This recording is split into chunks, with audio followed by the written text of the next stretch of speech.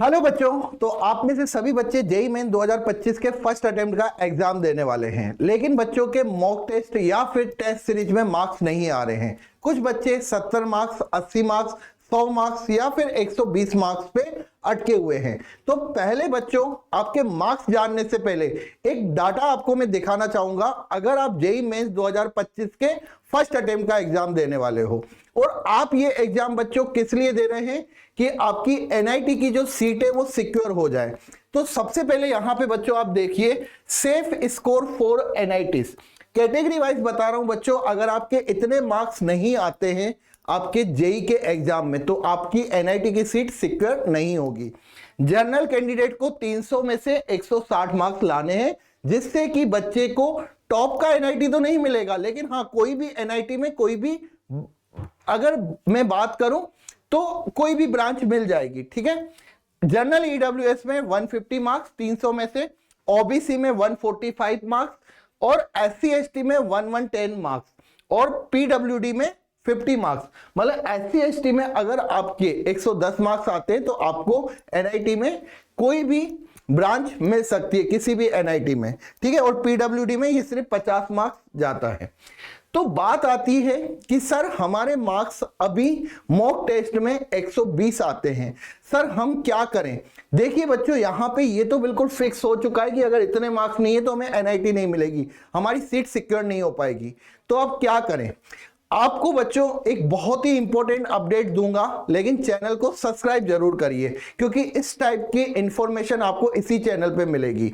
तो अगर बच्चों आपके ये मार्क्स आते हैं तो आपकी जो रैंक होगी बच्चों, आपकी रैंक 30K टू 40K के अराउंड होगी। ठीक है ना, 30 से 40 हजार के अंदर होगी। आप 30 से 40 हजार बच्चों के टॉप बच्चों में होंगे, जिससे कि आपको एनआईटी डेफिनेटली मिल जाएगा।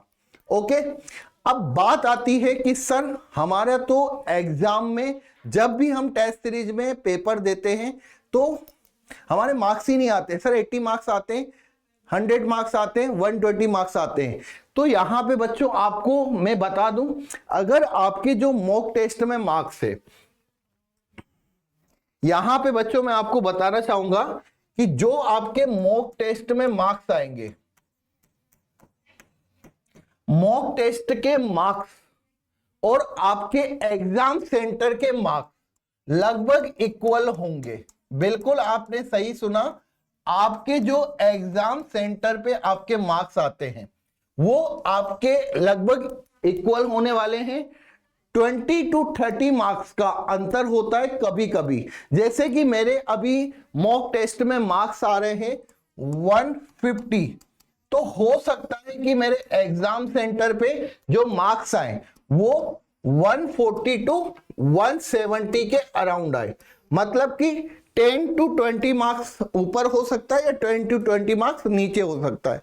ओके, अब बच्चों के अगर मार्क्स ही नहीं आ रहे हैं तो क्या करें सर, कैसे इनको इंक्रीज करें। तो इसका बच्चों एक बहुत ही अच्छा आइडिया बता रहा हूं आपको। जब भी आप मॉक टेस्ट देते हैं, जब भी आप टेस्ट सीरीज का कोई भी टेस्ट देते हैं, तो एग्जाम के बाद, आफ्टर एग्जाम, सभी बच्चे ध्यान रखिएगा, 4 घंटे 4 आवर्स अपने हाथ में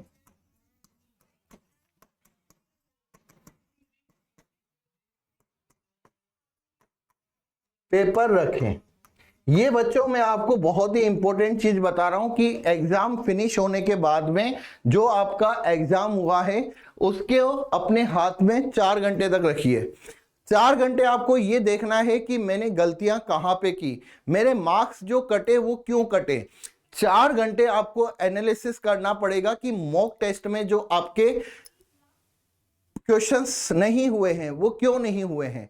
ये करने के बाद मैं कहता हूं बेटा नेक्स्ट पेपर में आप अपने मार्क्स को इंक्रीज होता हुआ देखेंगे डेफिनेटली। आप में से जितने भी बच्चे मेरे वीडियो को देख रहे हैं, आप मुझे बताइए आप में से कितने बच्चे हैं जो एग्जाम देने के बाद आप अपने एग्जाम को एनालिसिस करते, आप अपने पेपर को, आप अपने टेस्ट को एनालिसिस करते कि हाँ मेरे मार्क्स कटे तो क्यों कटे, मेरे मार्क्स अगर नहीं आए तो क्यों नहीं आए, मेरे क्वेश्चंस बने नहीं बने तो क्यों नहीं बने। अगर इन सब का बच्चों आपने 4 घंटे में पता लगा लिया तो मैं डेफिनेटली कह रहा हूं कि आप नेक्स्ट एग्जाम में बहुत ही बेहतरीन परफॉर्म करोगे। और आपको जो मैंने यहाँ पे टारगेट बताया है, अगर आपके मार्क्स इन टारगेट के आसपास आ रहे हैं कैटेगरी वाइज, तो आप एक सेफ कंडीशंस में हैं, आपका एनआईटी पक्का है। ध्यान रखिएगा बच्चों, इन मार्क्स से आप अपना एक टारगेट सेट कर सकते हो जिससे कि आप नेगेटिव मार्किंग से बच सकते हो। अगर मैं SC ST कैंडिडेट हूं और अगर मेरे अभी 130 to 140 मार्क्स आ रहे हैं, इसका मतलब मैं अभी सेफ कंडीशंस में हूं, मुझे ज्यादा अपनी पढ़ाई में चेंजेस करने की जरूरत नहीं है।